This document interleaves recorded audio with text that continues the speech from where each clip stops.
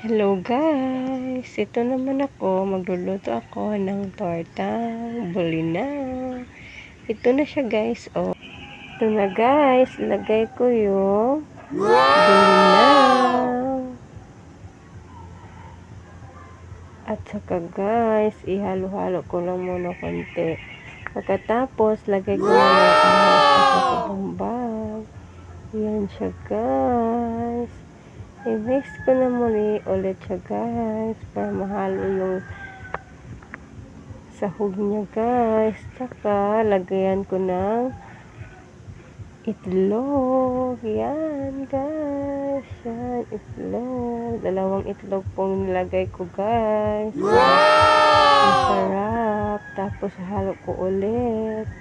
Yan siya guys. Lagay ko rin yung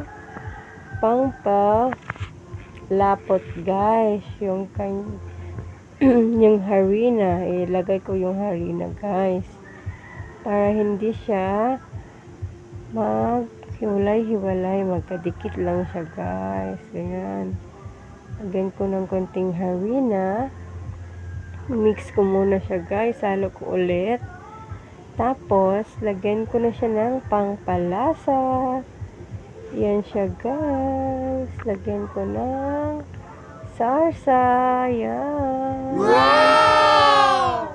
Lagyan ko siya guys para masarap guys.